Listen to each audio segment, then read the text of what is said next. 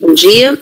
Vamos começar a sessão de julgamento do dia 10 de julho, período da manhã. Então, vamos retornar à ordem da pauta dos processos de contribuição previdenciária. Vamos começar por um que saiu, porque a gente resolveu olhar mais um pouco ele. É o item 106 da pauta, conselheiro Rodrigo. Eu fiz uma alteração aqui no meu voto, seguindo a sugestão do Pinheiro, fazendo aí um cotejo. A questão era se, aparentemente, o contribuinte ele juntou o recurso de outro processo, né, e eu não conhecia, como eu continuo não conhecendo do recurso, mas aí, em relação às observações do Pinheiro, fiz aí na análise de admissibilidade, fiz um cotejo entre os argumentos da impugnação e os argumentos do recurso para ver se tinha pelo menos algum assunto que tivesse uma mínima relação com a matéria impugnada, né? E aí coloquei na delimitação da lide, né, que ele, na peça recursal, ele fala em má fé na apresentação da RAIS, não se tratou de conduta voluntária para prejudicar a fiscalização, se ofereceu para requerer durante o Ministério do Trabalho via da RAIS. Ele mesmo fala, trata-se de fiscalização cuja finalidade era verificar o cumprimento da legislação previdenciária relativamente ao período de janeiro de 96 a dezembro de 98, não tinha nem o regulamento, a multa do valor dos 107,2, valor fixo, não se recusou a apresentar os documentos, procedimento arbitrário porque só alega que não dispunha dos documentos necessários, a presente autuação baseia em presunção porque se baseia em recusa da entrega de documentos, a multa seria 2832J do regulamento. Se a fiscalização tomou a RAIS como base para a lavratura da notificação, não poderia lavrar penalidade. E aí nem falou que nem poderia ser cogitado que tal confusão resultou do cerceamento de defesa, por conta de falhas na autuação, visto que a impugnação apresentada claramente se defende da multa aplicada, alegando então ao impugnante que o procedimento fiscal teve como objetivo verificar o cumprimento das obrigações de janeiro de 2004 a 12 de 2005, fala da auto-infração que foi realmente aplicada, fala da multa, isso aí na impugnação, né? Que ambos falam da duplicidade da multa, está se imputando a defendente conduta de ter deixado informar incorretamente na GFIP, aplica penalidade por conduta que não está comprovada, devendo o julgamento da obrigação principal terminar, o SAT-RAT discute o mérito, fala da alíquota do SAT, descabida a autuação, fala da alteração da MP 449, que sequer se encontra em vigor.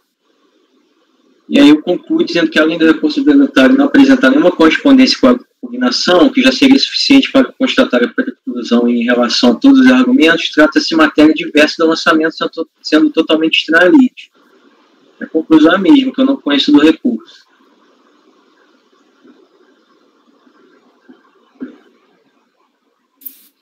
Alguém tem mais alguma observação?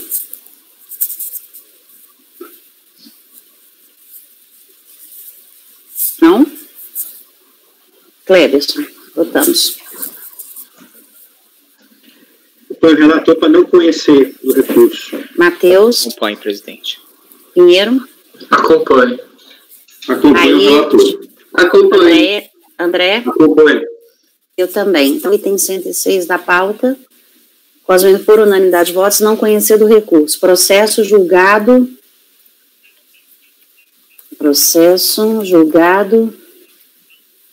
dia 10 de julho de 2020, pela manhã.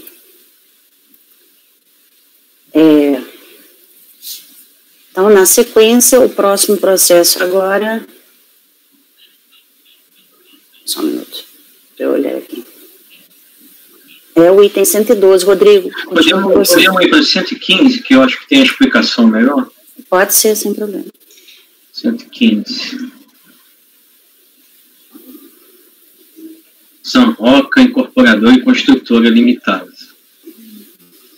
Esse processo especificamente, é que esse aqui já faz tempo, mas eu falo que é uma fiscalização para contribuição, fiscalizar por a contribuição previdenciária. E aí, de acordo com o termo de encerramento, falo dos debitcards, apresentaram uma sociedade de conta de participação, uma obra, apresentaram os livros contábeis, resultou nesses autos de infração debitcard que eu cito aí, copiando do termo de encerramento. Foi lançado parte segurado, parte empresa e terceiros. Esse especificamente que está se tratando é por apresentação da GFIP incorreta. Informa relatório fiscal, ausência da GFIP em relação a empregados e contribuintes individuais relacionados. A fiscalização verificou as informações, deixaram de declarar os valores de férias em determinado período, aplicação do limite de salário de contribuição do funcionário, alíquota de RAT 2%. Relatório fiscal apresenta detalhamento das inconsistências, esclarece a fiscalização que foi utilizada a fundamentação legal mais benéfica, reincidência, fratura, agravamento, ciência da autuação, impugnação, contribuinte alega que as irregularidades são pequenas, ensejando a relevação do auto, agravamento alega que não é reincidente, lançamento julgado procedente, pela DRJ, ciência do acordo, recurso, reitera os argumentos da impugnação quanto à caracterização da reincidência. Ele alega ainda, essa é a questão que vai refletir nos próximos. O acordo não analisou a impugnação feita por itens, limitando-se a reconhecer a totalidade do auto de infração. E aí fala dos vales de transporte, que é um dos fundamentos da autuação do principal. Ele aqui está falando da GFIP, ele vai falando pelo menos a impugnação ali dos itens da obrigação principal, das rubricas. Tem vale transporte, tem o limite de salário de contribuição. E ele alega no recurso que a impugnação não se deteve em todos os argumentos, os itens que ele impugna.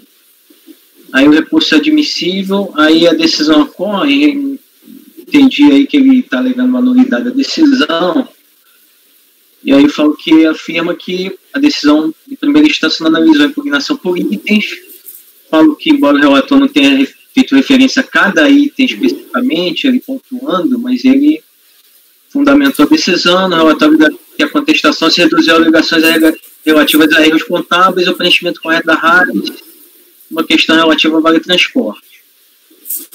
E aí cito o entendimento do CARF de que o julgador não precisava se manifestar exatamente sobre todas as alegações da parte. Eu falo do lançamento da principal, numa vinculação por reflexo,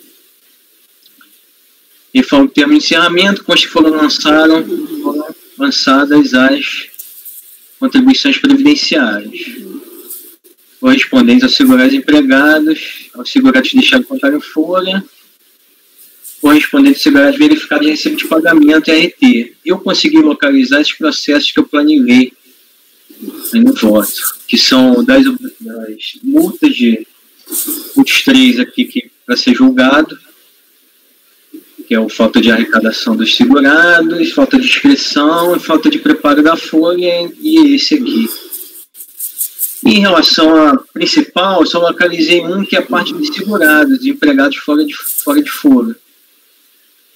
E retenção de 11% incidente sobre o contrato de concessão de mão de obra.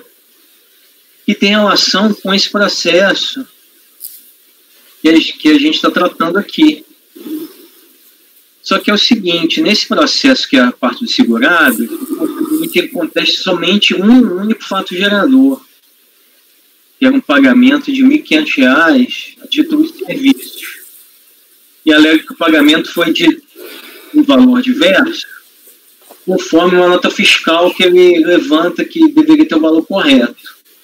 O lançamento da DRJ foi mantido por inexistência de prova, desde que a nota fiscal não se encontrava no processo. O CARF também manteve o lançamento, nesse processo que eu localizei, por fundamento a falta de apresentação da nota. Só que a nota está nesse processo aqui da GFIP. Né? Então, eu não utilizei esse do segurado como principal, primeiro, porque aqui nesse da GFIP, ele faz referência a vários fatos geradores.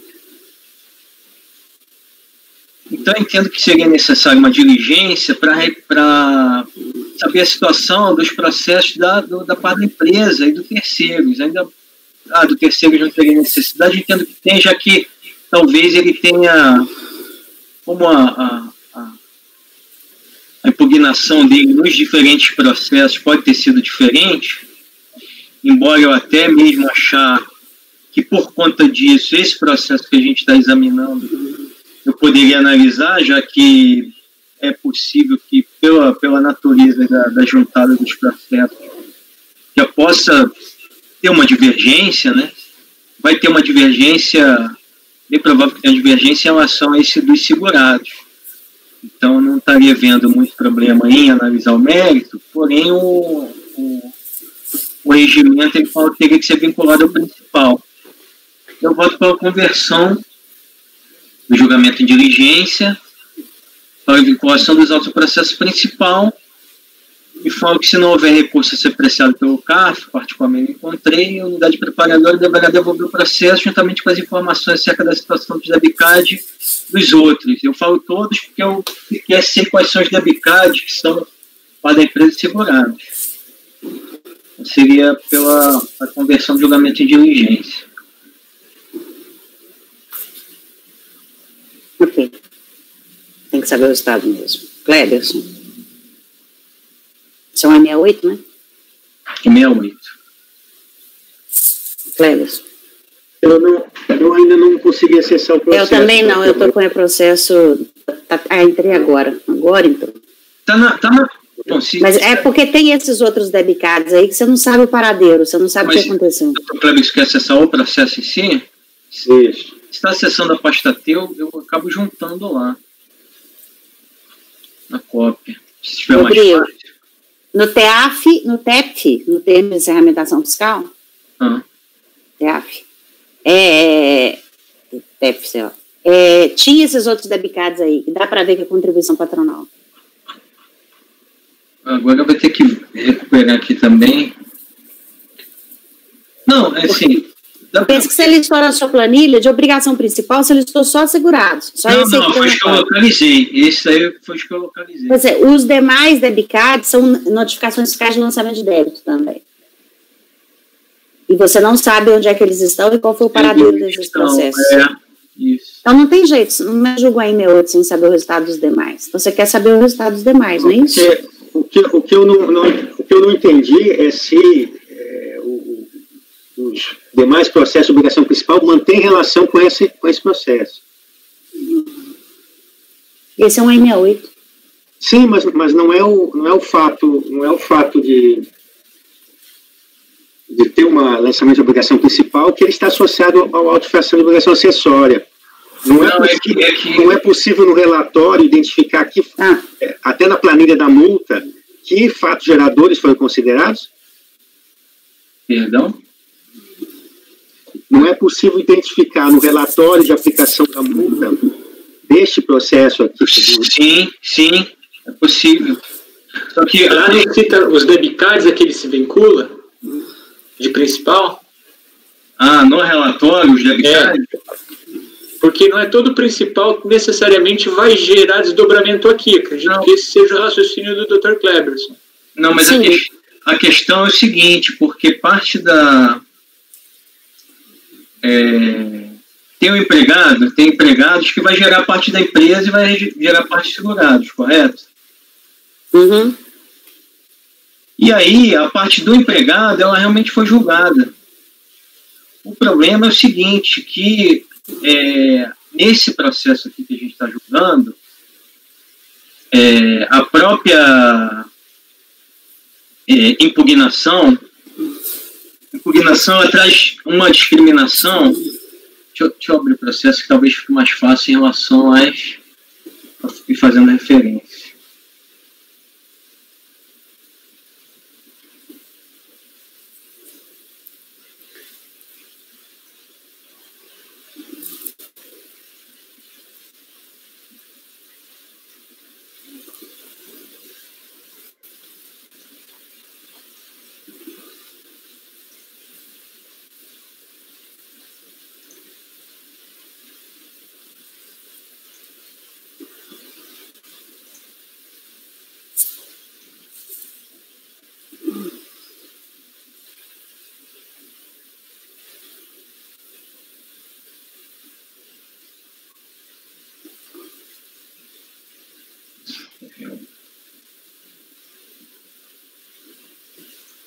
No termo de encerramento de ação fiscal, tem várias inefetividades. Porque é tudo auto de infração.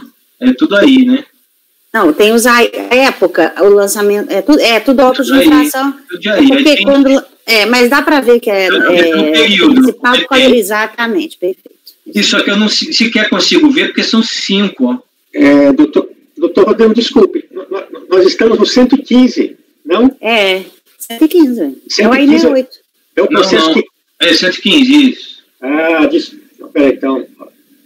É que o número do 115 não corresponde aqui ao número que está no cabeçalho, né? Por isso que eu estou abrindo o processo de folha de pagamento. Perdão. É o... 115 da pauta. Né?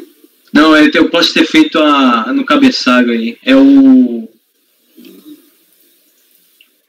Não peguei o cabeçalho. É o 2008-11. Ai, meu Deus. É o final de 2033, né?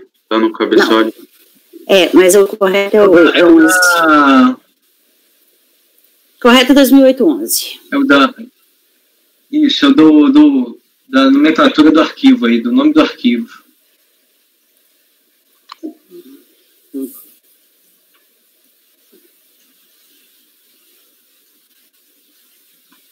Não tem jeito, gente. Nós não vamos conseguir fazer um I68 sem localizar as outras inefetividades, não. Tem que ter certeza de que se trata. Às vezes, no relatório da multa, às vezes ele pode dar um viés, né? Já achou o relatório da multa, presidente? Estou chegando nele agora. Qual que é a Eu estava no processo errado também, porque eu copiei do cabeçalho. Pois aí demorou uns 5 minutos para abrir o processo. Aí abriu o processo errado. Aí tem que voltar. Mas eu já consegui abrir o novo. Mas qual que é o real? O relatório tem que página? Não cheguei lá ainda, não. Tá na... Relatório. Deve estar no primeiro 97, né? 97, o da infração, e o da multa é o 99. Foi 99. Fato tirado, deixar de declarar férias, erro na aplicabilidade de contribuição, alíquota de RAT errada,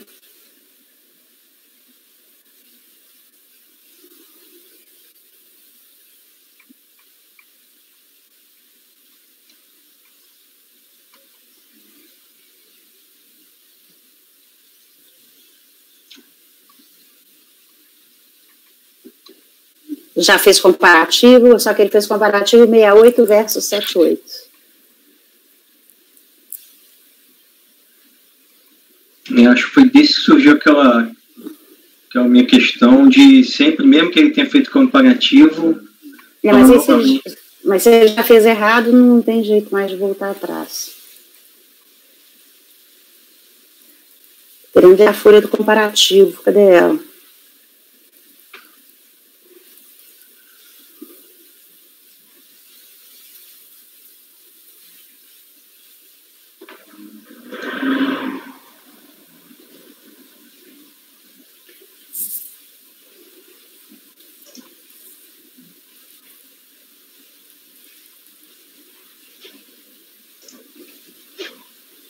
Esse aí não é o 68, é o 78. Já na redação nova do artigo 32A. Não é 68, é 78. Então, ele já fez o comparativo, já aplicou versus 78 mais benéfico, deve ser aquele limite mínimo de R$500.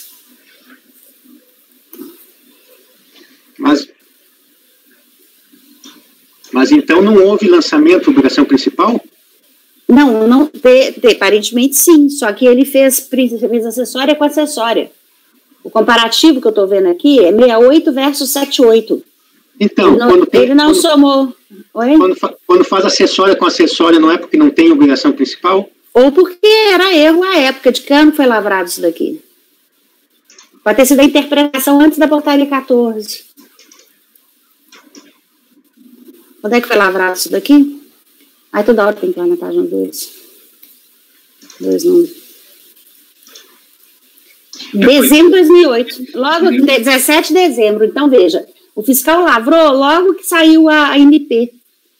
Então, ele pode ter interpretado que era acessória com acessória. Se ele já tiver aplicado o valor mínimo da multa, eu estou querendo ver o comparativo dele. Onde é que está o comparativo? Você sabe, Rodrigo? Não. Ele já considerou, lá, ó, já achei. O comparativo está na 146,5, onde ele já considera só número de campos. Aí, olha lá, deu R$20, multa aplicada, total da multa aplicada, R$1.400. Ele já considerou R$20 por campo. Aí ele fala lá, ó, resumo da aplicação da multa com fundamento no 68. Com fundamento no 68, empregado, contribuinte individual, fatos geradores não declarados. Aí, valor da contribuição devida omitida. Aí é dar esses valores que estão aí na página 147. 149. 147, 149. O comparativo que ele fez.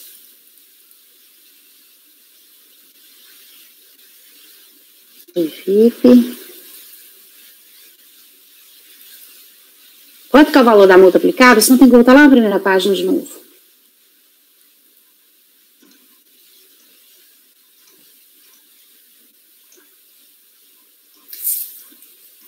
Aqui tem fato gerador, inclusive, de SAT, Cleberson. Então, tem que ter tido lançamento de obrigação principal no cálculo da multa. Então, isso certamente teve. A questão é que, se ele já aplicou a multa mais benéfica e não vai fazer diferença, é irrelevante a diligência.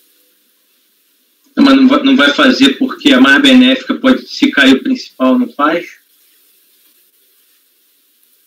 De qualquer forma, se cair o principal. Mas mais benéfico. A outra era R$20 por campo. Contribuição de segurar, ele considerou só o campo. CTPS, valor devido. Remuneração. Não, inclusive porque ele contesta que aí teria que ver a competência, né? Tem uma contestação dele em relação até a data do trabalhador lá.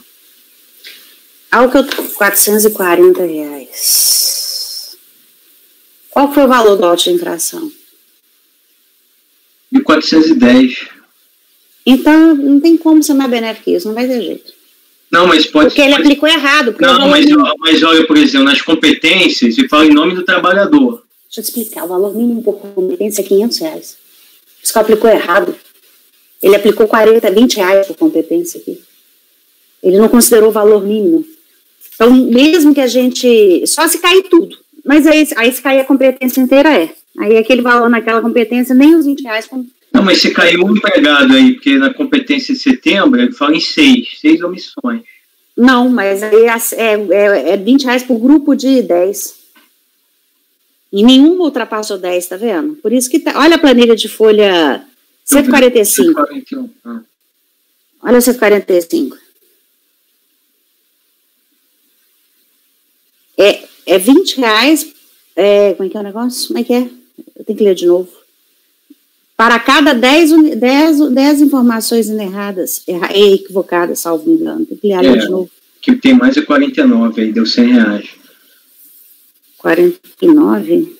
Que é de 2003, aí deu R$100. 2003. 2003 está na infração ainda? 2005, né? 141. Sim, mas ele já aplicou errado, porque ele considerou o valor por competência, ele não considerou o valor mínimo de R$500 por competência. Entendeu? Se fosse considerar R$500 aqui, ia dar uma autofração muito mais alto. Ele fez R$20, olha lá. Tá errado, então não tem como a gente baixar mais do que isso. Mesmo que caia... Tem isso que se agosto de 2003 cair, ó, baixa... Bom... Ele autuou errado. A multa está calculada errada, totalmente errada. Ela está muito mais benéfica ao segurado. Por que não pode ser isolado esse 78? Como assim não pode ser isolado, Pinheiro? Esse negócio foi lavado logo que saiu a MP. Os fiscais ainda não tinham orientação exatamente o que tinha que fazer igual a portaria 14. Aí ele fez 68 versus 78, só que ele ainda aplicou 78 errado. Tá, e daí no principal ele colocou 75... 75%, ele colocou a multa de mora que foi... Como é que eu vou saber? Não sei. Deve ter posto 75, porque... Para poder concluir o que foi mais benéfico aí nessa brincadeira. Ele não comparou, ele não somou multa de acessório principal, não. Eu não sei o que ele fez no principal. Deve ter aplicado a mais benéfica, deve ter sido os 24%. Imagino eu. Aqui jamais vai dar mais benéfico para ele, não tem jeito, não. Eu acho difícil julgar esse daqui isoladamente sem entender o que está acontecendo no vinculado do principal. Por quê? Porque eu não tenho o quadro completo, eu vou estar julgando no escuro esse daqui. Julgando no escuro? Eventualmente essa multa de 78 aqui não poderia nem ter sido lavrada. Poderia, com a interpretação dele da época, por que não? Não, mas aí não depende, de qualquer forma, do principal, de ter a existência do principal ou não, em determinadas competências. Pode ser que não, essa forma de cálculo realmente não se torne benéfica. Eu tenho fatos geradores aqui para essa alteração. Acompanha lá na planilha da folha 143, por exemplo. Não, mas acho que o Dr. Rodrigo está falando, e se o principal for julgado improcedente? Posso explicar? Tá. Até lá. Não foi só a obrigação principal. Olha lá. Tá lá. PIS, nome do trabalhador, data de admissão, remuneração, contribuição de segurado, categoria, CBO, CTP, foram fatos. Seria um AI69 antigo. Certo? Ele juntou coisas que seriam do AI69 antigo com o AI68 antigo. E autuou por campo com incorreção. Só que ele aplicou errado, porque ele não considerou o valor mínimo por competência. Ele tinha que ter posto R$500 aqui em cada uma delas. E porque é R$20 por cada 10 campos com informação incorreta. Não, entendi, doutora. Entendi. Mesmo que a gente retire um campo de remuneração aqui, que são 5 campos aqui, não vai influenciar, porque a multa já está abaixo do que deveria ter. Não, mas na multa sim, mas a questão é a seguinte, por exemplo, agosto de 2003. Agosto de 2003. Tem uma informação correta em relação a determinado trabalhador. Agosto de 2003. Deixa eu ver do agosto de 2003. Não, cadê agosto de 2003? É o demonstrativo, dá um 4. Qual página? Acho que tem não. Tem uma informação, 9 campos, aí deu R$20 de multa. Isso, mas e se uma das coisas que contesta é que eles não eram segurados. Tá, esse aí, se é o que você tem em mãos, ele foi considerado procedente? Não dá para. Não, porque no recurso, na impugnação, ele vem falando sobre todos. No recurso, ele questiona um único fato gerador. Um único. O problema então, ele não questiona que aquele segurado não existia, ele só questiona o fato. Nesse processo nosso, sim. Nesse processo nosso, sim. No recurso, ele vem trazendo tudo. Ele vem trazendo a impugnação por itens. Pois é, mas ele fala que tem algum segurado que não é segurado, que foi equivocadamente considerado segurado. Porque do jeito que está aqui agosto de 2003, estando que é relativo ao mesmo trabalhador, e o número de campos só deu R$20 de multa nessa competência, ele alega que tem segurado que não é segurado, o fiscal considerou segurado, porque aqui o problema não é fato gerador, é se esse trabalhador não foi informado em benefícios ou foi.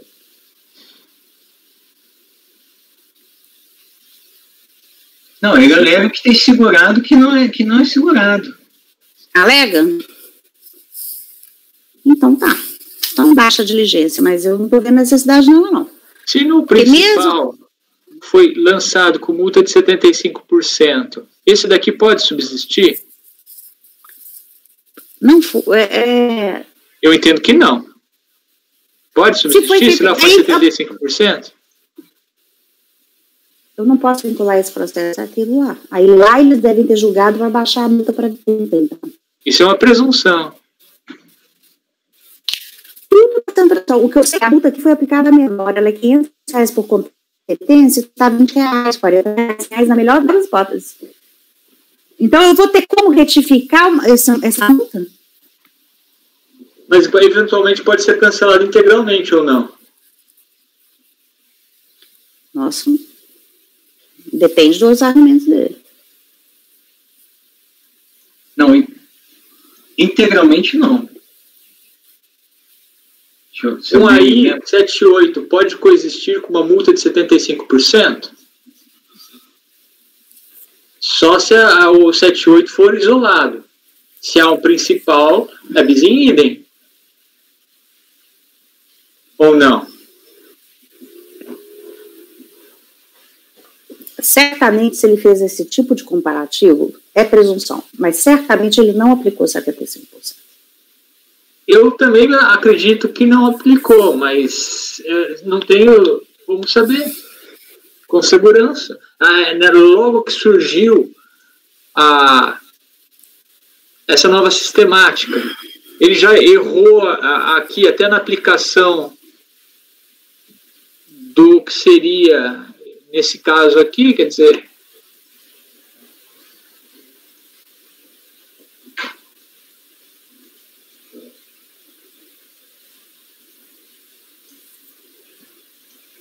Ele fala do que tange a RAIS. Estou nem aí para a RAIS. Isso pode ser relação, porque aqui é só GFIP. Aí ele não é porque no principal, uma das razões do fiscal considerar o segurado como empregado foi a RAIS.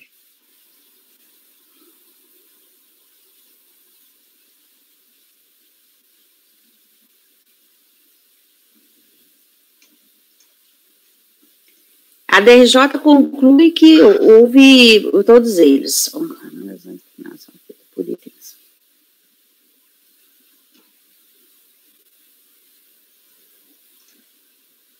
Na impugnação, que é folhas...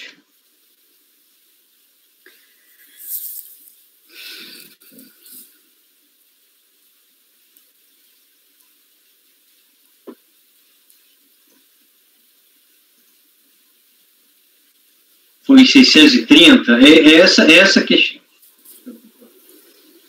Foi 630, essa é a questão aí, ó. O reflexo estaria aí, a partir da 634. 634. Aqui, ó, o 15.1 a 15.3 da impugnação, ó, página 634. Estou tentando abrir. Um minuto. Pode falar enquanto... Alega a auditoria falta de remuneração. Isso é na impugnação, né? Não tem no recurso, isso que ele fala, que a DRJ não analisou esses itens por itens. Né? Aí fala, alega a auditoria falta de remuneração dos meses de agosto e setembro de 2003, senhores José Carlos, Mário Araújo, Elfrásio e José Benedito, por terem encontrado os recibos de vale transporte, nome deles, e recibos de pagamento, respectivamente, todos os meses de setembro. Qual foi o mesmo? 634. Aponta ainda a despesa de alimentação no mês de setembro, uma vez que difícil. Qual é o item? Porque está difícil enxergar o número da página por causa do carimbo em cima. Qual é o item? 15.1. 15.1, tá. Aponta ainda a despesa de alimentação no mês de setembro. Apega-se também ao erro grosseiro da RAIS, cujos funcionários foram registrados no mês de outubro e o valor de salários na RAIS foi integrado e não postou a metade, como seria correto. A auditoria por entrega de vale de transporte referindo no mês de outubro. Sua inscrição só ocorreu em 16/10. Aí ele fala que a obra foi terceirizada. Explica ter recibos de restaurante. Questão da RAIS, análise superficial mostra que os dados estão errados. Ou seja, eu entendi aqui os dados da RAIS. os salários deveriam ser metade. Houve um erro.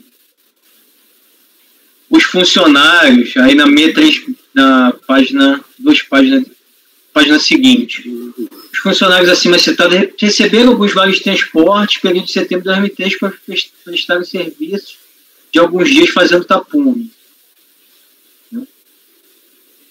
Isso aqui é uma questão que é discutida lá no principal. Se esses são figurados ou não. Eu até concluo, até conseguiria, com base só nesse processo. O problema é que, assim, tem um reflexo.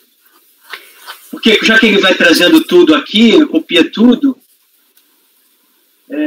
varia, mas sei o principal da empresa. Ou se ele tivesse feito as mesmas considerações no principal da parte dos empregados, eu teria considerado ele. Mas ele aqui, a impugnação é totalmente diferente. O recurso, perdão. Como é que esse fiscal... Ah, não, eu estou do 30 aqui, peraí.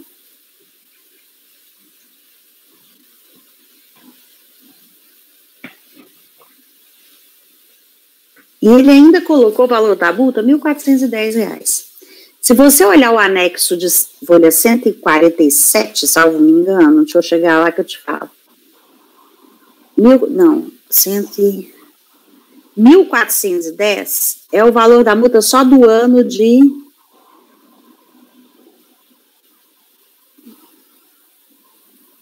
Aqui, ó.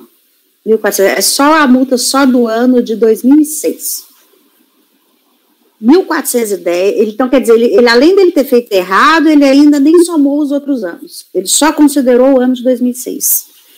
Total da multa aplicada, 1.410. Então, 2003 está fora de cogitação, os outros anos estão fora de cogitação.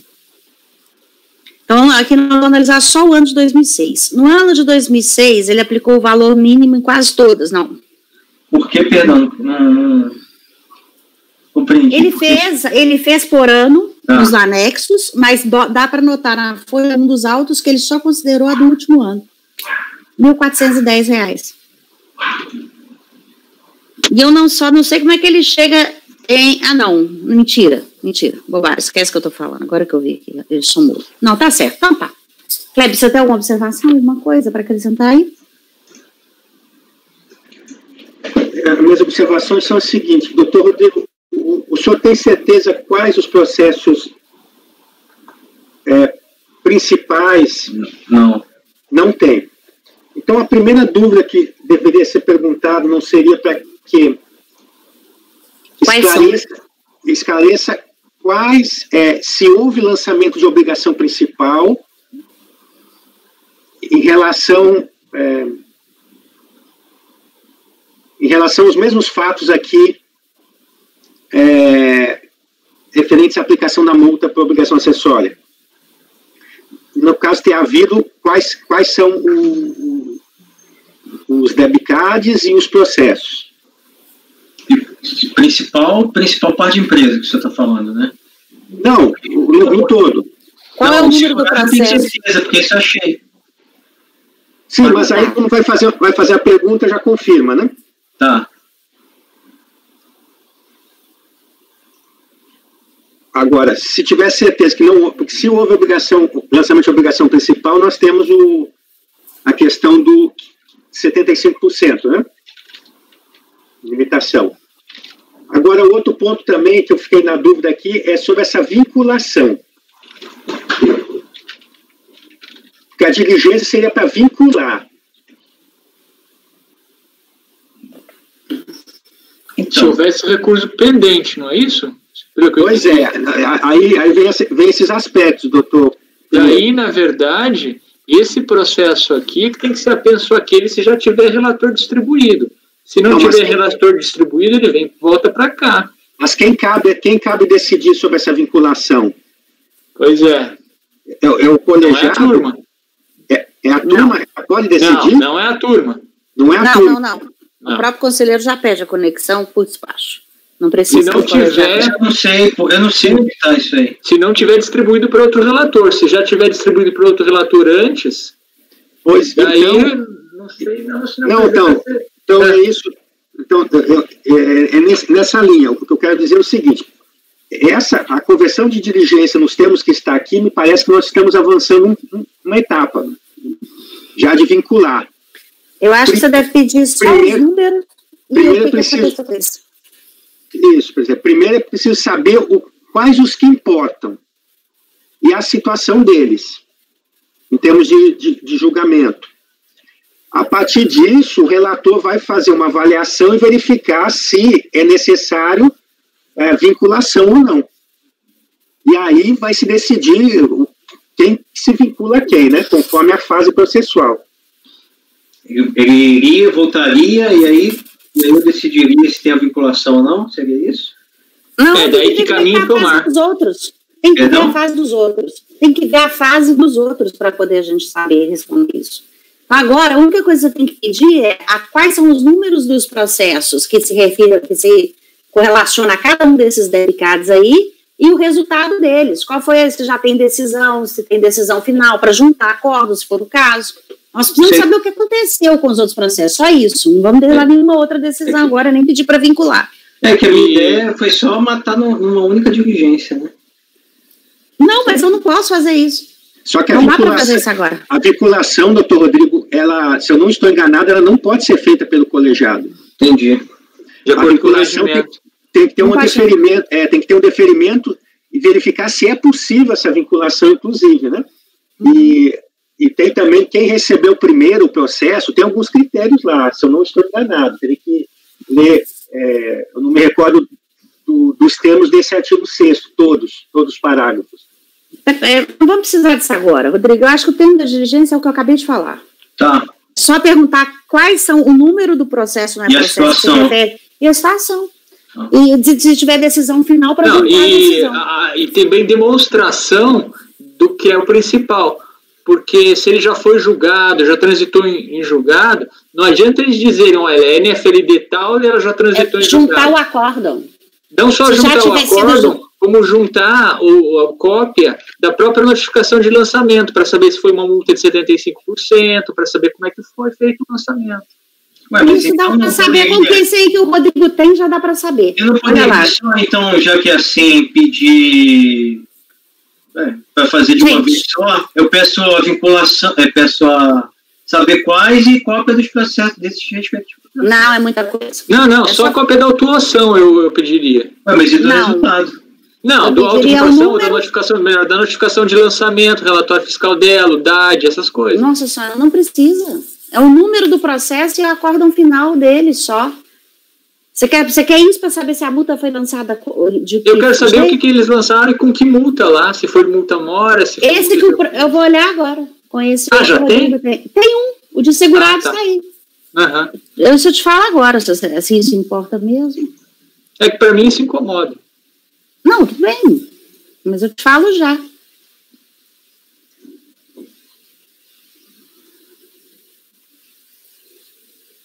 Multa. Olha lá, o principal é muito pequenininho, mas o principal, 227, a multa foi de 68. Certamente não foi 75%. 68,33. 68,33 dividido por 22774. 30%. Não, aonde que a senhora está vendo? Eu fui naquele que você listou que você tem, de obrigação principal, que é os segurados. Então, aí a multa... Eu fui do DAD na folha 10 e dividi o valor da multa pelo principal e vi que foi lançado em 30%. Então, isso não precisa. Rodrigo, diligência. Pedir para associar a cada dedicade qual é o número no processo. E se já transitou em julgado, para juntar as decisões proferidas naquele processo. Ponto. É isso. Não precisa de mais nada.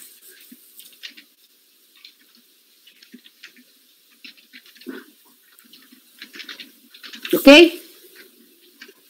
Tá. Então tá. Cleberson. Acompanhe o relator para converter em diligência. Não esquecer, talvez, de colocar para que o sujeito passivo se manifeste em seguida, doutor Rodrigo, do resultado da diligência. Isso, bem observado. Eu estou de acordo. De acordo. André. De acordo. Por unanimidade de voto, eu reter julgar a diligência nos termos do voto. Tá bom os termos, Rodrigo? Só o número não é processo e se tiver transitado julgado, a decisão final. Tá? 115, então, foi julgado hoje. Qual mais? 112? Agora é 112.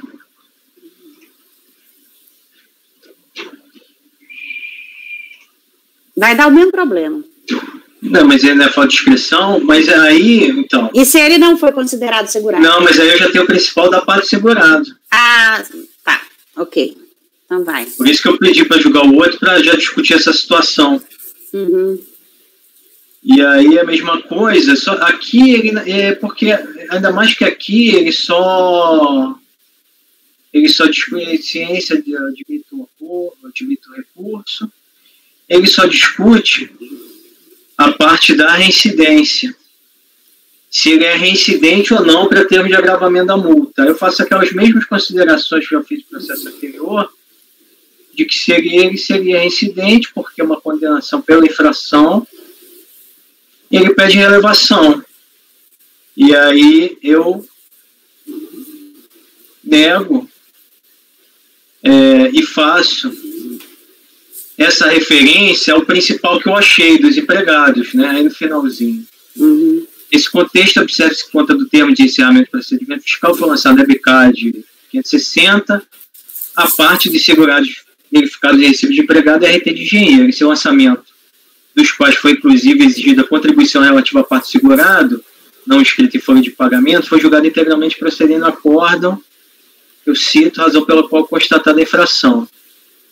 Destaque-se ainda que a autuação refere-se à falta de inscrição de segurado na qualidade de empregado. A recorrente não aponta quais documentos prestaria a comprovação da correção da falta, tendo somente alegado no recurso que as irregularidades são de pequena monta. E eu conheço nego provimento. Por isso que eu entendi que esse aqui não precisaria, porque já tem a decisão da parte segurada. Em relevação da multa nessa fase também não cabe. Se fosse o caso, seria porque o prazo para correção da falta é no prazo de defesa.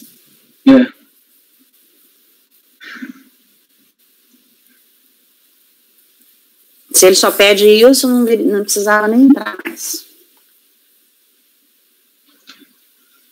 Reitero quando a caracterização da reincidência. Então, quer dizer, ele admite, ele só contra a reincidência. Contra a reincidência. Relevação. Então, pronto. Mesmo que ele não fosse reincidente, eventual relevação só a DRJ poderia dar. Nós jamais, porque o prazo de correção seria um prazo de apresentação de defesa. Certo? Então tá, então esse aí é negar mesmo. Cleberson. O relator para negar provimento. Acompanho. Matheus. Acompanho. Pedro. Acompanho. André. Vocês já podem ir votando na ordem, voltavam até a tarde, que tá bom. Então não precisar ficar nominando todo mundo, né? Muito bem. 113. Aí é obrigação acessória, foi o preparo de folha de pagamento. Uhum. Aí vai no mesmo sentido. No mesmo sentido que eu vou. Igualzinho. Ele tinha que ter inserido esses segurados em folha e não inseriu, não é isso? O que ele pede? Ele também pede a reincidência e relevação. Mesma coisa. Então, negar provimento. Se todo mundo concorda, permaneçam como estão. Se alguém tiver alguma observação. Não? Então, 113, acordos membros por unanimidade, negar provimento. 114. 114 é falta da arrecadação, desconto. Aí segue o principal que eu achei. Aí fala em... Como aqui ele fala também no recurso, decisão acórdão analisou impugnação feita por itens. Eu faço essa observação que não tem a ver com a multa em si, porque em relação àqueles item a item, se teria o fato gerador da principal ou não. Mas aqui é multa, incidência, relevação. Beleza. Eu faço referência a esse principal dos segurados. Seria isso. Então, mesmo resultado do julgamento também do anterior, não é isso? Isso. Se todos concordam, permaneçam como estão. Então, por unanimidade de votos, negar provimento. Então, fizemos aí. Agora, Andréia, o item 116. Só um instante. Vamos continuar com o Rodrigo? Faz o 118. É tudo... 118. É 118 agora. Departamento Autônomo de Estradas de Rodagem. É uma notificação fiscal, contribuições destinadas à Seguridade Social, incidente sobre a remuneração dos empregados, empresa prestadora de serviço na área de construção civil. Conforme o relatório, as contribuições foram apuradas com base nos contratos de empregados, contratos de empreitada e notas fiscais emitidas em nome do Departamento Autônomo de Estradas de Rodagem, da ER. Esclarece o relatório fiscal que a pessoa jurídica Gava prestou serviço ao DAR na área de construção civil. Foi apurada tendo visto o dispositivo da solidariedade na empreitada de mão de obra e incidência das contribuições previdenciárias. Sobre os valores pagos pelo DAR, a empresa no período acima especificado. Formada por edital, a pessoa jurídica, né, prestadora. DAR foi cientificada a autuação. A impugnação fala em cessamento de defesa e a sujeição passiva. A delegacia da Receita Previdenciária jogou o lançamento procedente. Pessoa jurídica Gava foi novamente intimada por edital, não recorreu. DAR foi cientificada a decisão, apresentou recurso. Reitera as razões da impugnação, falando da responsabilidade da contratada por força 71 da 8666, 61 Decreto-Lei 2300. Necessidade de ação fiscal direta nas empresas particulares, possibilidade de divergência do valor da fatura e folha de pagamento, alterando a base de cálculo, cruzamento de dados, para verificar se a prestadora recolheu os pagamentos previdenciários. Mas do recurso, e aí o que eu entendi foi que é a questão da aplicação da súmula CARF 66, que impede a solidariedade por crédito previdenciário das empresas contratadas para prestação de serviço de construção civil, desde que a empresa construtora tenha assumido a responsabilidade direta e total da obra e repasse o contrato integralmente. Por isso que eu faço a referência ao contrato de empreitada firmado, onde se depreende que a empreiteira assumiu a responsabilidade total pela obra, incluindo fornecimento de materiais e uso de equipamentos, constando também que o DAR não pagará nenhuma indenização devida pela empreiteira em face da legislação social e do trabalho, bem como por infortunístico.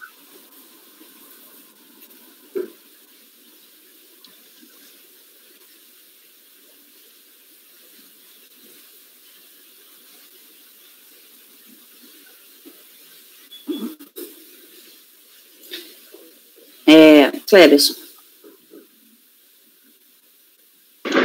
Eu estou olhando aqui que nós julgamos um processo assim um tempo atrás.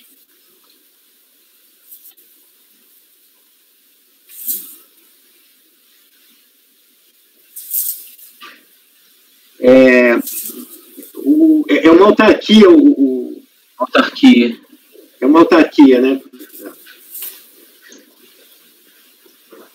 Então, tá bem. É porque a discussão que teve era sobre uma empresa de economia mista, me parece. Concessionário.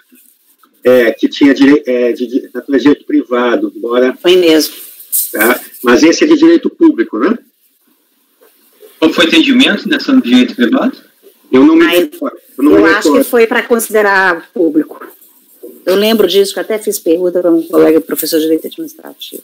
Eu não me Mas essa daí, depois a gente procura. Vamos usar esse aqui. Então, é a natureza de direito público, é isso, né, doutor Rodrigo?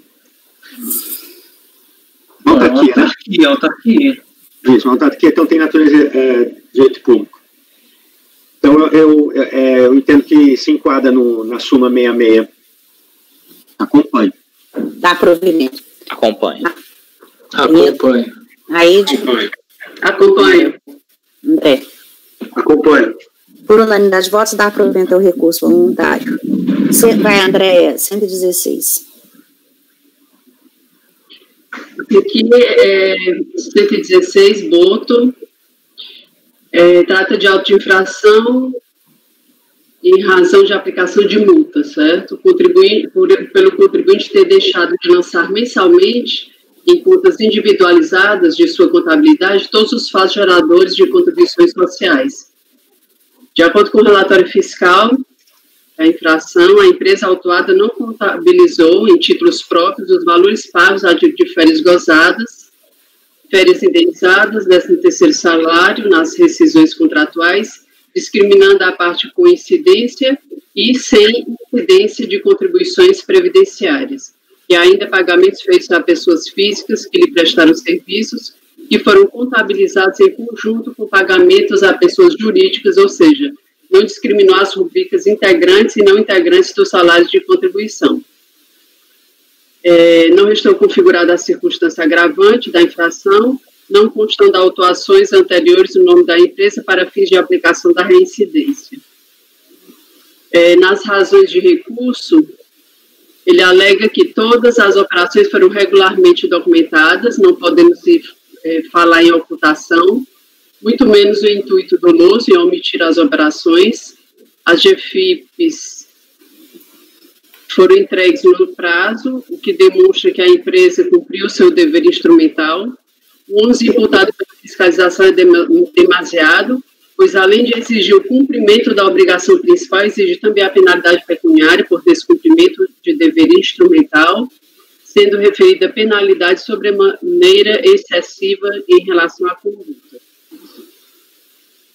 Passando aqui para o voto, o recurso voluntário foi apressado dentro do prazo legal, atende aos requisitos de admissibilidade, portanto, dele toma conhecimento.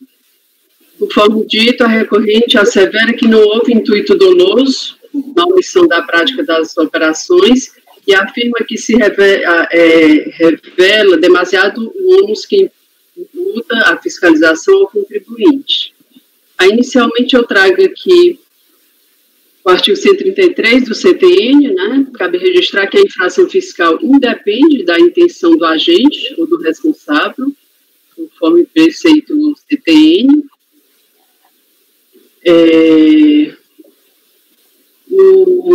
Assim ocorrido, o fato, conduta previamente descrito na norma de incidência, basta para o nascimento da obrigação tributária decorrente da relação jurídica legalmente estabelecida, nos termos do artigo 113, parágrafos 1º e 2º e 114, 114 e 115 do CTN, cabendo à autoridade administrativa, em face do princípio da legalidade, a constituição do crédito tributário pelo lançamento, artigo 142 do CTN, que eu trago aqui. Conforme se verifica do lançamento do dispositivo legal da multa aplicada, claramente é indicada a apuração com base no artigo 92 e 102 do Regulamento da Previdência Social, em face do disposto no artigo 32, inciso 2 da Lei 8.212, certo?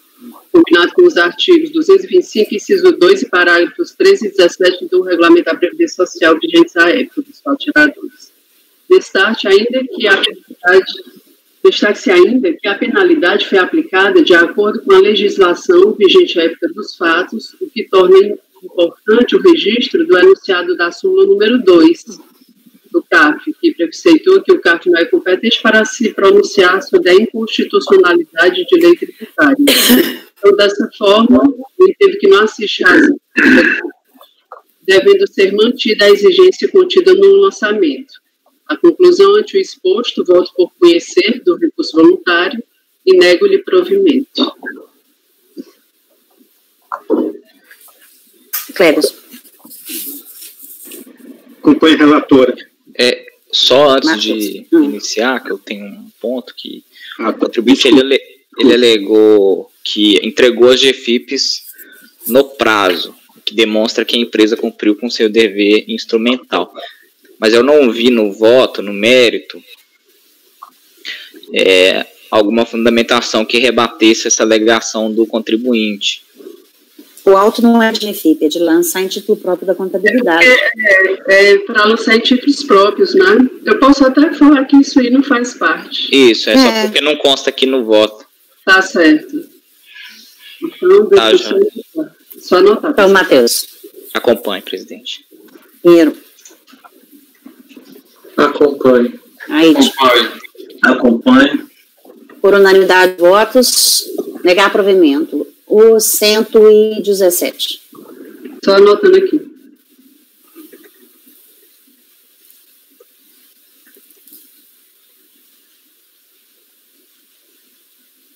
Pronto.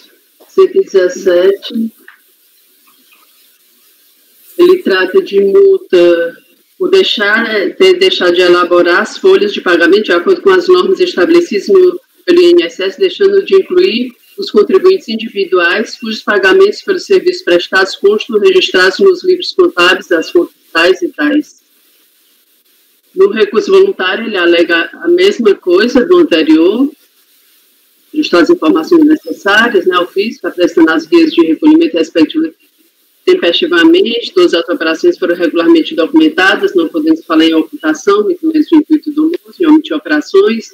O ônus imputado pela fiscalização é demasiado, pois além de exigir o cumprimento das obrigações principais, existe também a penalidade pecuniária. E o encaminhamento do voto é o mesmo, o artigo 136 do CTN, falo da lei que é imputada, né, a penalidade foi aplicada de acordo com a legislação vigente, a época do Estado, e está de acordo com o 142 do CTN. Então, eu também voto por conhecer do recurso voluntário e nego-lhe provimento. Mesma coisa.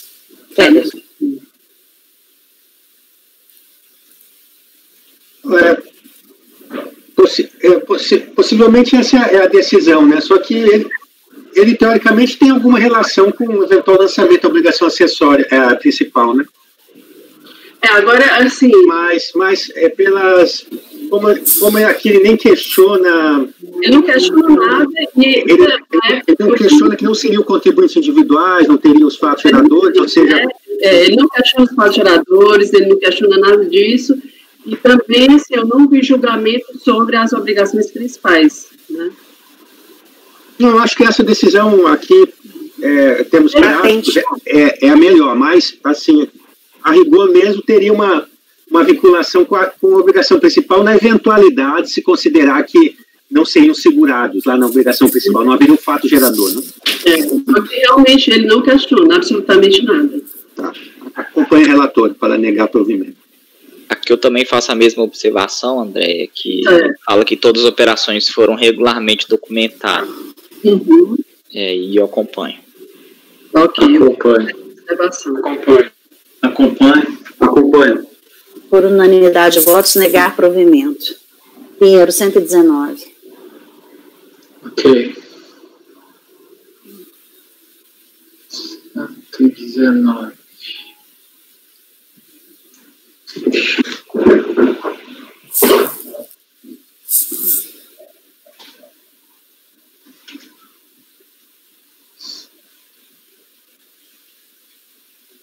Esse processo, ele é de uma empresa que já teve um julgado na sessão do mês passado. Eu acredito que os conselheiros deverão se recordar que é um processo que são vários solidários, foram várias as intimações. Inicialmente só o principal, que é da Amazônia, foi cientificado, daí saiu o relatório fiscal complementar, e por fim eu fiz aqui no meu relatório uma tabela ao final do relatório para explicar certinho o que ocorreu. Mas esse lançamento envolve contribuições previdenciárias, é uma NFLD. Inicialmente foi emitida uma decisão, notificação da Seção de Análise, Defesa e Recursos da Receita Previdenciária em Belém, que julgou procedente o lançamento. Ele envolve as competências 4 de 2001 a 8 de 2002 e teria sido cientificada o lançamento cientificado inicialmente em 26 de 12 de 2002. Tá? Eu aqui entro em detalhe, transcrevo o relatório fiscal sobre a notificação, sobre a ação fiscal, que foi caracterizado o grupo econômico, né? Aqui é longo, depois os detalhes do lançamento. A empresa da Amazônia apresenta, cadê? Aqui. Apresenta impugnação destinando sujeição passiva, mérito, base de cálculo. Houve um despacho que converteu o julgamento em diligência, porque entendeu que houve uma certa contradição entre o período do débito, bem como referência à contribuição envolvendo comercialização de produto rural e constitutividade. Foi emitido um relatório fiscal complementar. Também se especificou aqui quem seriam os solidários. O relatório fiscal foi enviado.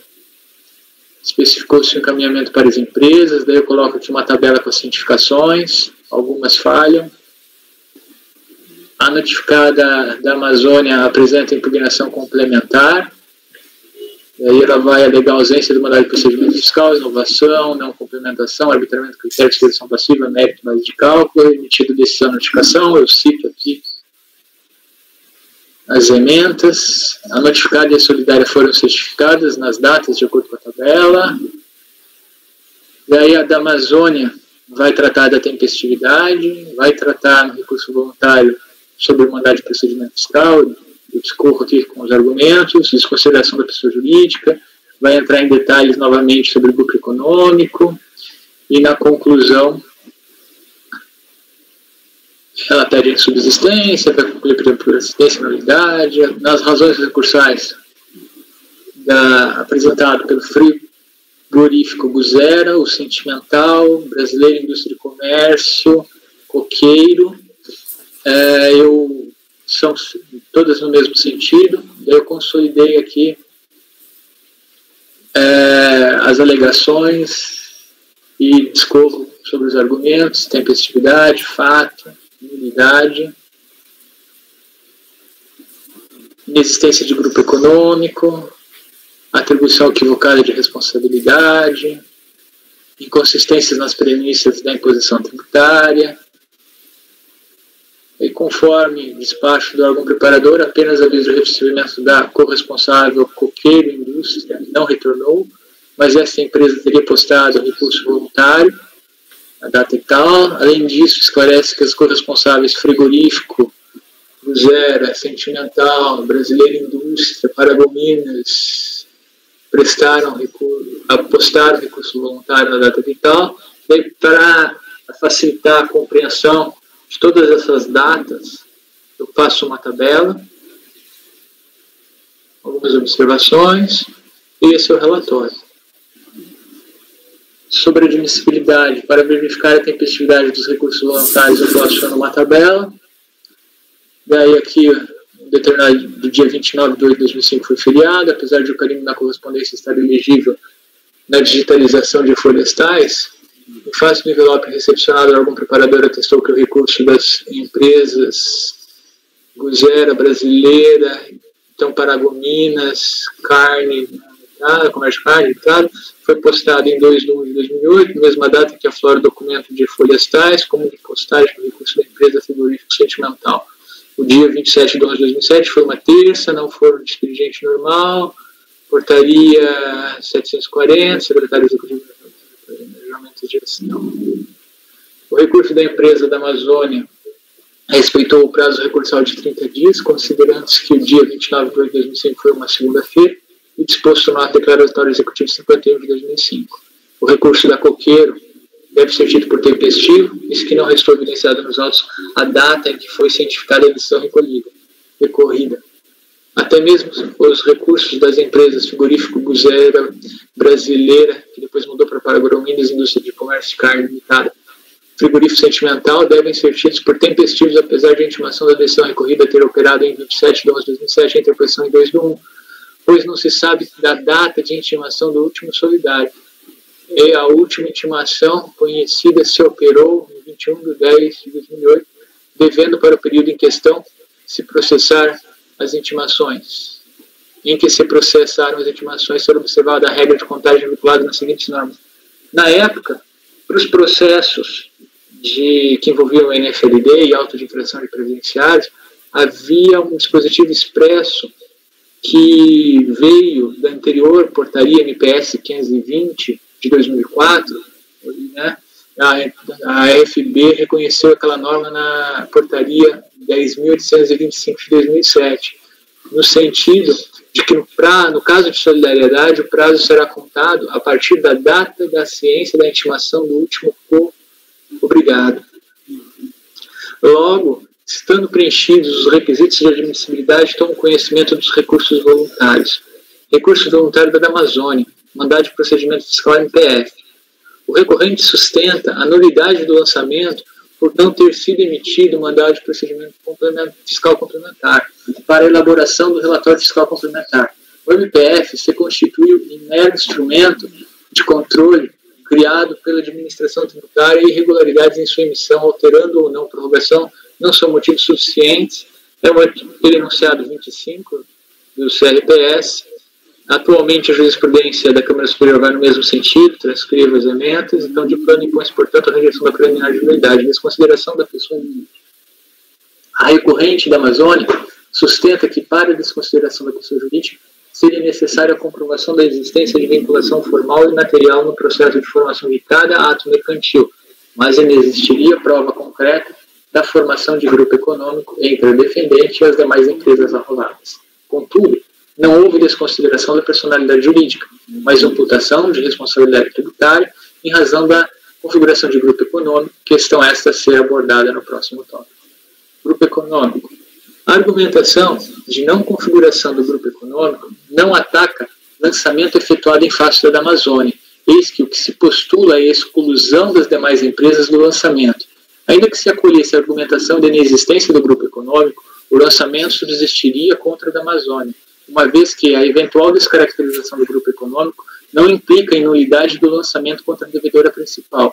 Logo, não prospera a preliminar de nulidade do lançamento, lastreada na alegação de não haver grupo econômico, eis que tal circunstância não interfere na validade do lançamento contra a devedora principal. Conclusão. Por entender ser patente a nulidade do lançamento, a recorrente da Amazônia expressamente afirma, nas razões recursais, não reiterar toda a argumentação veiculada antes em sede de defesa. Afastada da nulidade, padece a recorrente seu excesso de confiança. Portanto, em face do recurso voluntário apresentado pela empresa devedora principal, não merece reforma a decisão recorrida. Recursos voluntários dos responsáveis. Fatos e nulidade. A partir de diversos argumentos, as recorrentes postulam a nulidade do lançamento.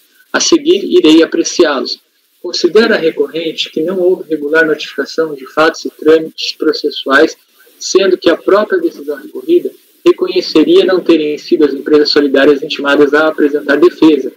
O argumento em questão não beneficia a empresa Coqueiro, eis que recebeu cópia da presente NFLD após a emissão do relatório fiscal complementar, conforme item 11 do relatório fiscal complementar e conforme descrição constante do aviso de recebimento.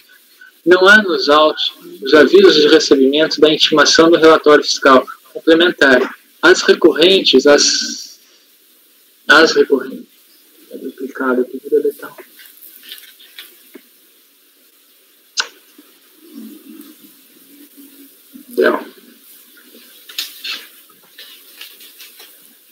Salvando. Frigorífico Sentimental, Frigorífico Guzerá, Brasileira Indústria e Comércio Limitada, que depois virou Paragominas Indústria e Comércio de Carne Limitada.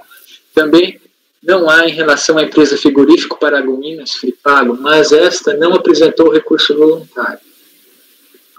No tópico do exame à impugnação, o voto condutor do acórdão de impugnação, em última análise, pondera que, como a correspondência em questão enviava diversas cópias de NFLDs a incluir seus respectivos relatórios fiscais complementares, e em relação a algumas NFLDs, tais empresas apresentaram impugnação, estaria evidenciada a intimação e o exercício da faculdade de não impugnar a presente NFLD. tendo o órgão preparador evidenciado nos autos a postagem da correspondência.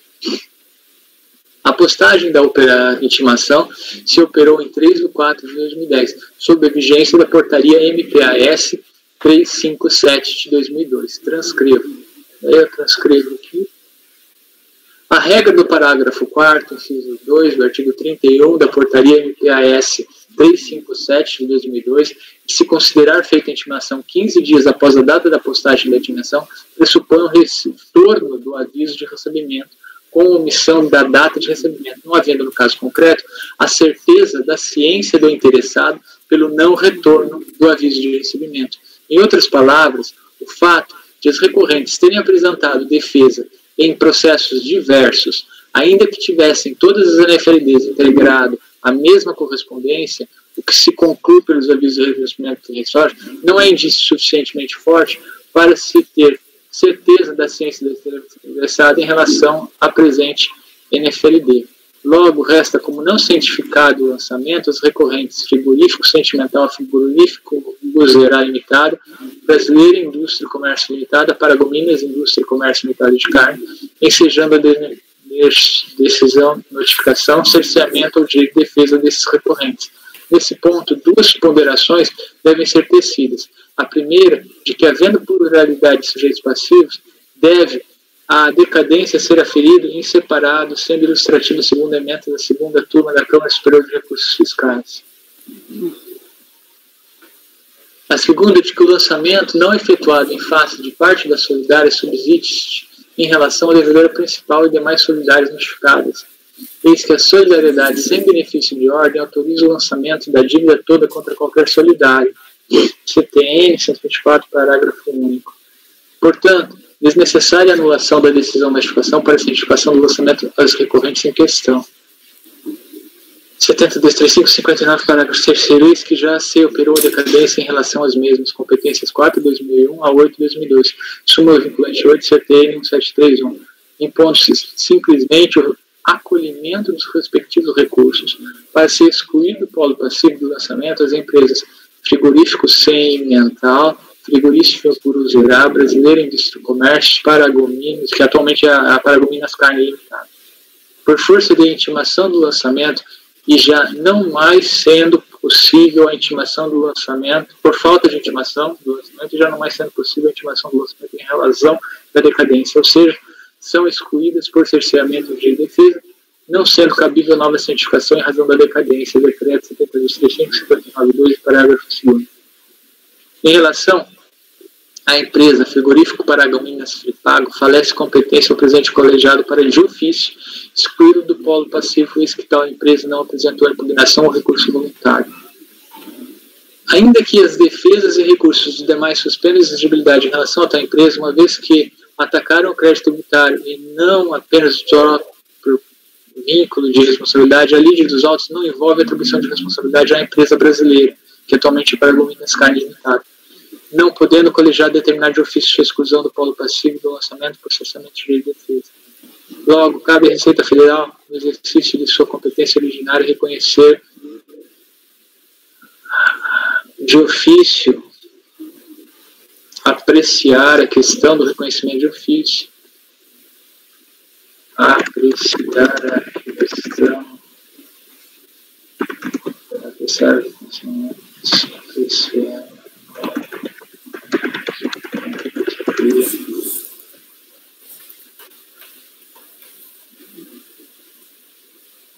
ficou estranho aqui, deixa eu voltar. Vamos reler a minha redação original.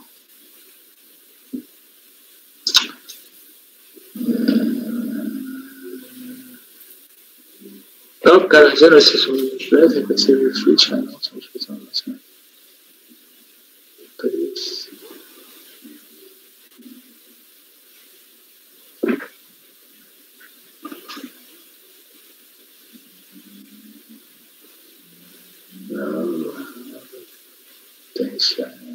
Apreciar.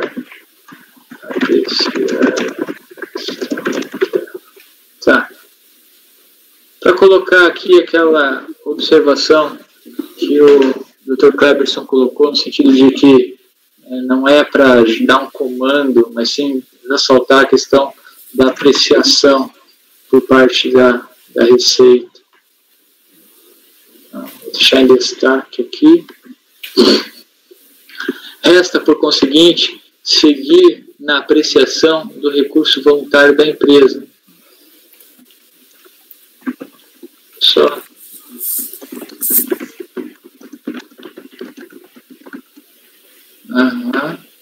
aqui em destaque uma nota. Resta, por conseguinte, seguir na apreciação do recurso voluntário da empresa Coqueiro Indústria e Comércio Limitado. A argumentação de que deveria ter sido intimada durante o procedimento fiscal ao apresentar documentação relativa às operações da devedora principal, de modo a poder afastar a aferição indireta da base de cálculo em razão da não apresentação pela devedora principal de documentação regular, não prospera, porque a legislação não exige tal participação durante o procedimento fiscal. Além disso, foi intimada do lançamento de ofício como responsável solidário e pode se defender tanto da imputação de solidariedade como por grupo econômico, como também pode produzir a prova demonstrada aferição direta da base de cálculo ou a demonstrar eventual inconsistências na aferição indireta empreendida. Segundo a recorrente, a decisão recorrida atestaria não terem sido juntados ao presente processo todos os documentos comprobatórios de haver grupo econômico, o que teria ensejado cerceamento do direito de defesa. De fato, na E-Folha 82, a decisão de notificação salienta que, em razão do grande volume de documentos que comprovam a existência do grupo econômico, os documentos foram juntados na FLD 35525-723-8, apreciando-os para afirmar seu convencimento acerca de não haver grupo econômico. No relatório fiscal e no relatório fiscal complementar, a fiscalização atesta que nem todos os documentos comprobatórios do grupo foram juntados a todos os processos especificados nas AFLDs em que os documentos comprobatórios foram juntados, tendo o recorrente sido instado a apresentar impugnação nos referidos processos, em razão de ter sido imputada a participação no grupo, tendo por conseguinte acesso a todos os documentos e argumentos vinculados nas NFLDs, em que houve imputação de grupo econômico. Nesse sentido, temos não apenas o constante no relatório fiscal complementar, mas também a especificação de ciência das NFLDs lavradas contra os demais integrantes do grupo, como devedores principal, com oferecimento de cópia das mesmas, conforme a flora da extensa descrição de objeto da lei de recebimento de folhas 379. Por fim, o recorrente invoca acórdão da DRJ Belém, que ao julgar a impugnação contra a NFLD lavrada em face da empresa frigorífico Paragominas S.A., e tendo por solidária a recorrente Coqueiro e as demais empresas do grupo econômico, Uliana cancelou o NFLD 365.525.614-9 processamento de defesa, consistente na falta de prova da cientificação aos solidários do segundo relatório fiscal complementar, ao invés de determinar a cientificação aos solidários ou a sua exclusão por falta de cientificação ao acordo de combinação ao novo lançamento e facultou a autoridade lançadora a promoção de novo lançamento uma vez persistindo os fatos geradores. Reitera-se que o recorrente foi cientificado para impugnar a presente NFLD, conforme determinação expressa no item 11 do relatório fiscal complementar, e folhas 372, tendo recebido cópia da presente NFLD, conforme aviso de recebimento de folhas. Logo, afasta-se qualquer conjectura acerca da aplicabilidade do entendimento do acórdão da DRJ de Belém, de folhas 654, sendo por conseguinte desnecessária a evidenciação da inconsistência do raciocínio veiculado no acórdão de impugnação.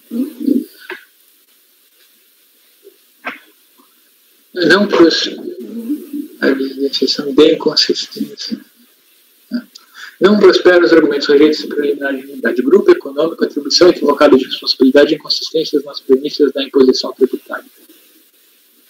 A recorrente da Amazônia sustenta a ausência de prova a comprovar vínculo hierárquico ou de controle de dependência entre as empresas, ocupando Fripago e da Amazônia edificação horizontal também ocupada por outras empresas do mesmo ramo de atividade, a possuir todas autonomia e personalidade jurídicas próprias. não havendo na prática identidade de objeto social por FIPRAGO prestar serviços de abate. Da Amazônia comercializar os produtos do abate, coqueiro funcionar como reposto, empório, depósito para comercialização de produtos, inclusive de terceiros, inexistindo prova em relação ao frigorífico Uzerá e nem as outras empresas mencionadas pela fiscalização, sendo que o fato do Dr. Darcy Juliana ter participado no passado de quadro societário da Amazônia nada provaria. Na mesma linha, Coqueiro sustenta que a participação cruzada de sócios, não contemporânea aos fatos geradores, coincidência de contadores, advogados figurarem as empresas como consórcios passivos em ações trabalhistas não provaria o grupo, e que para haver grupo econômico seria necessária a prova de haver relação de coligação ou controle mediante participação societária. Logo, no seu entender, haveria equívoco na atribuição da responsabilidade pela adoção de critérios trabalhistas e não do critério comercial de grupo econômico, sendo este e não aquele compatível com as disposições relativas à imposição tributária, ainda mais quando o fato gerador não envolve a relação de emprego, mas a aquisição de produção rural de pessoas físicas em relação à qual não haveria interesse comum, mas empresas e sim atuação de concorrente ou de prestação de serviços a título oneroso a inexistir coordenação visando satisfação de objetivos compartilhados, não havendo assim participação no fato econômico indicado como signo presuntivo da imposição fiscal. A seguir, transcrevo o voto condutor de impugnação recorrido no que toca à realização do grupo econômico. Ele está bem estruturado aqui, então eu transcrevi, né? É longo, são vários argumentos.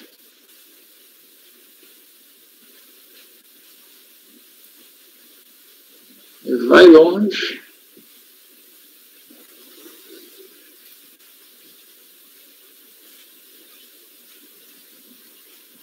Vai longe mesmo.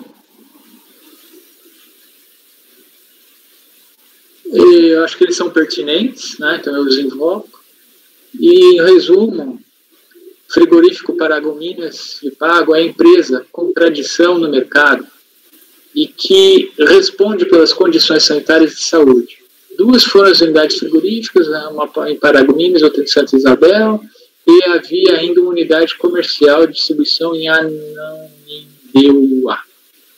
Empresas consideradas como integrantes do grupo econômico Liana foram fiscalizadas e se detectou coincidências de endereços, havendo diferenciação na documentação por salas. Empresas com sócios acionistas, com ligação de parentescos ou ex-empregados da FIPAGO. Emprego de mesmo contador, mesmos advogados, departamento de pessoal comum. Isso daqui para mim é realmente importante. O departamento de pessoal era comum e sob comando da mesma pessoa física.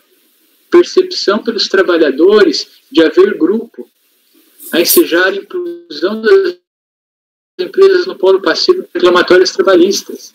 As procurações a envolver pessoas ligadas às diversas empresas. A atuação coordenada das empresas em não apresentar documentação tendente a demonstrar o regular exercício de suas atividades de forma autônoma e juridicamente independente. As constatações in loco descritas pela fiscalização revelam uma verdadeira confusão no exercício das atividades das empresas com nítida interdependência administrativa, serviços e setores administrativos compartilhados, não havendo elementos a indiciar que ao tempo dos fatos geradores a situação tenha sido diversa.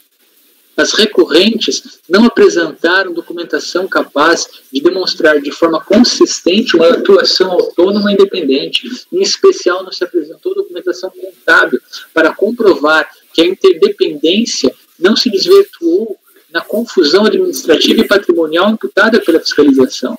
Assim, diante do conjunto probatório constante do presente processo, do processo relativo à NFLD 35, 525, 728, resta formada a convicção de que as empresas revelam diversas facetas artificiais incompletas de um único empreendimento consubstanciado no grupo econômico de fato.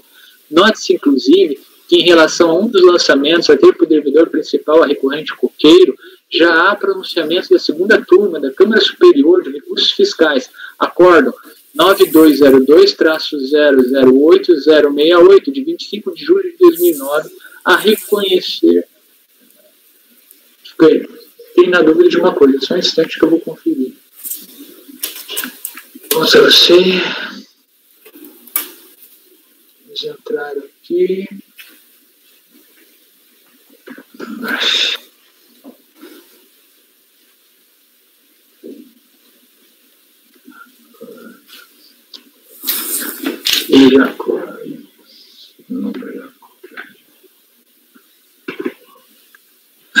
Pesquisar. Não é 2009, de 2019. Erro de digitação. Tá, salvando isso daqui e colocando em destaque para ver se está certo no outro.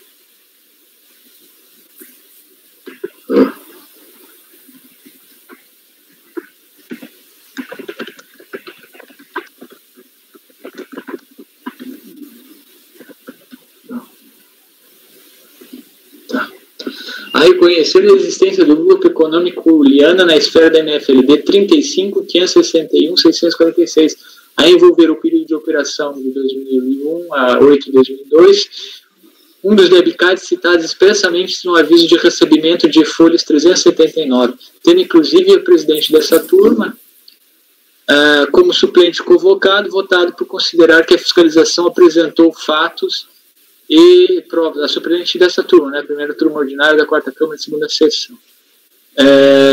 Votado por considerar que a fiscalização apresentou fatos e provas que caracterizam o grupo econômico entre as empresas autuadas e aplicar a seguinte tese jurídica. Eu transcrevo a tese jurídica do acordo, que eu também acompanho. Né? Para tratar da caracterização de grupo econômico, é importante conjugar conceitos do direito do trabalho com a norma previdenciária tributária. No direito do trabalho, há um conceito específico do grupo econômico. Está lá no artigo 2º, parágrafo 2º, ele transcreve. Desse conceito se extrai que para que se configure grupo econômico, basta que uma ou mais empresas se encontrem subordinadas, outra que se dirige, controla, administra, subordinação, esse tipo de ligação com esse grupo de subordinação. O objetivo da norma é assegurar aos empregados de uma determinada empresa direito de exigir suas pretensões, blá, blá. Contudo, as relações empresariais são dinâmicas, o seu conceito evoluíram e o conceito do grupo econômico foi flexibilizado pela jurisprudência para também abarcar por coordenação. Ele desenvolve um pouco mais, norma previdenciária tributária, entendimento para a relação do grupo econômico, de fato, não é diferente. As ações de exigência de contribuições previdenciárias adotam o mesmo conceito, e aí desenvolve mais, traz a IN 971 de 2009, cita a IN 3 de 2005 também, que antecedeu.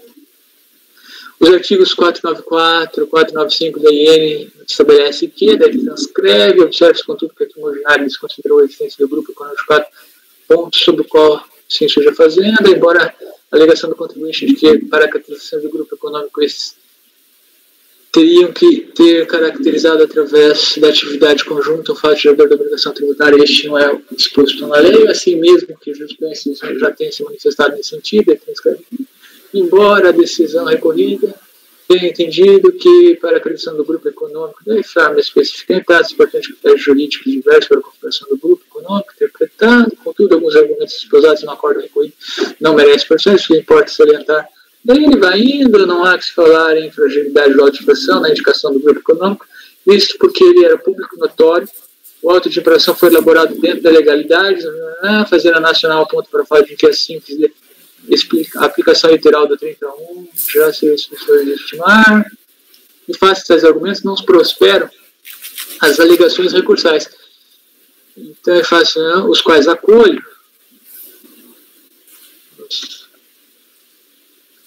os quais acompanho, não prosperam as alegações recursais, inclusive a de ser equivocada a adoção do conceito de grupo econômico presente na legislação trabalhista.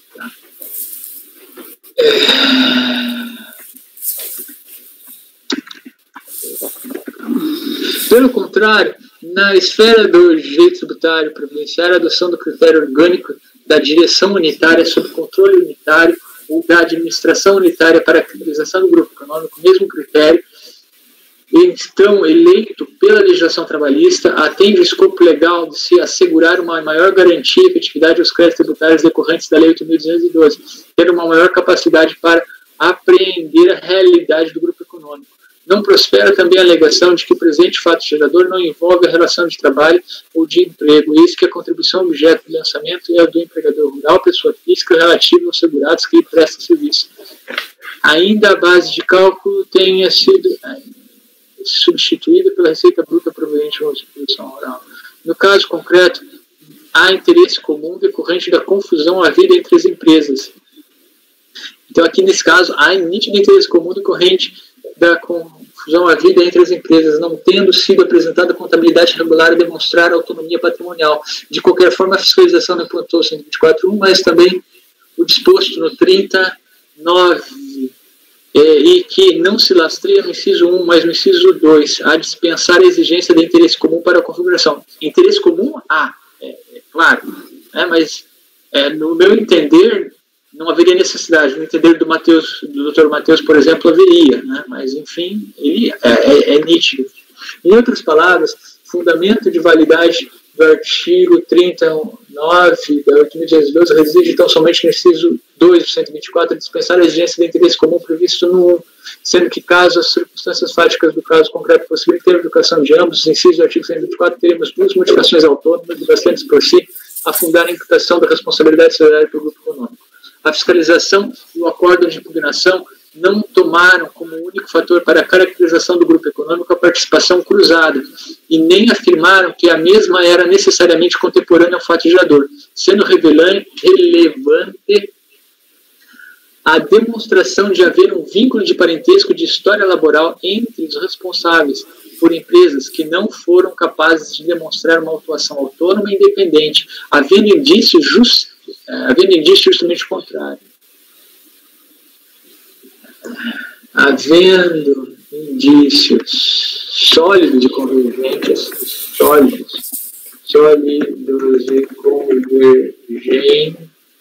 justamente do contrário.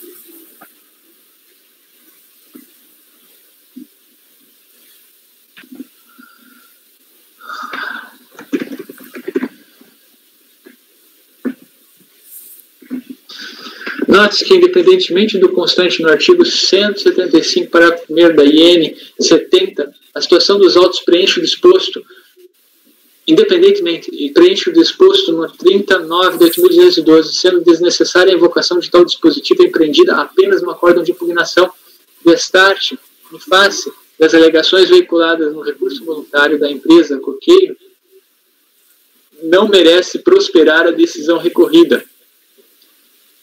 Inconstitucionalidade. Na esfera judicial, o controle de constitucionalidade das normas legais pode ser empreendido de ofício em qualquer grau de jurisdição. No âmbito do processo administrativo, essa regra fica mitigada por ser vedada aos órgãos de julgamento afastar a aplicação ou deixar de... o 26A, combinado com 62.2 do regimento. E temos de ponderar que o Supremo Tribunal Federal, no RE 596177, fixou a seguinte tese de repercussão geral: é inconstitucional a contribuição a ser recolhida pelo empregador rural, pessoa física, incidente sobre a receita bruta proveniente da comercialização de sua produção prevista no artigo 25 da Lei 8.212, com redação dada pelo artigo 1º de 8.540. Além disso, temos a resolução do Senado 15, que suspende, nos termos do artigo 52.10 da Constituição Federal, a execução do inciso 8 do artigo 2 de 8.212 e a execução do artigo 1º do 850, que deu nova redação ao artigo 12, 5, 25, 2, 1 e 2, e 30, inciso, todos com redação atualizada, enfim. É um historiado parecer PGFN 447, 2017. Por outro lado, no RE 718.874, o Supremo Tribunal fixou mais uma tese de repercussão geral. É constitucional, formal e materialmente, a contribuição social do empregador rural, pessoa física instituída pela Lei 10.256, incidente sobre a receita bruta obtida com a comercialização de sua produção rural. Logo na pendência dos recursos administrativos ao atacar a notificação de lançamento de débito e pedir seu cancelamento, em homenagem ao poder de autotutela da administração e ao disposto no artigo 62, parágrafo 2º do Regimento Interno, anexo 2, impõe-se acolher em partes pedidos de cancelamento da notificação de lançamento para cancelar sob fundamento de inconstitucionalidade o lançamento em relação aos fatos geradores de aquisições anteriores ao início de vigência da Lei 10.256 de 2001, alterar a redação do caput do artigo 25 da Lei 8.212 de 91. Ressalta-se que, em face do artigo 59, parágrafo 3º do Decreto 70.235 de 1972, em relação aos recursos das empresas frigorífico, sentimental, frigorífico geral brasileira, devemos adentrar ao mérito tão somente no que toca aos fatos geradores anteriores ao início de vigência da Lei 10.256 de 2000 para cancelar o respectivo lançamento nos termos e fundamentos expostos. Por fim, reitere-se que, não tendo havido contencioso administrativo em relação à empresa frigorífica para agromíneas, compete à Receita Federal, no exercício de sua competência originária, apreciar o cabimento ou não de excluir de ofício a empresa em questão do polo passivo do lançamento. Em relação aos recursos voluntários das empresas da Amazônia, Comércio Coqueiro, Indústria e Comércio, rejeitando as preliminares, voto por conhecer dos recursos e dar-lhes parcial provimento para cancelar o lançamento relativo às aquisições anteriores ao início de vigência da Lei 256 de 2001. Em relação aos recursos voluntários das empresas frigorífico, sentimental, frigorífico, geral brasileira, Indústria e Comércio Limitado, Paragominas, Indústria e Comércio Caro, voto por conhecer os recursos e acolher preliminar para excluí-las do lançamento por cessamento insanável ao direito de defesa, adentrando, contudo, ao mérito tão somente para cancelar o lançamento relativo às aquisições anteriores ao início de vigência da Lei 10.250.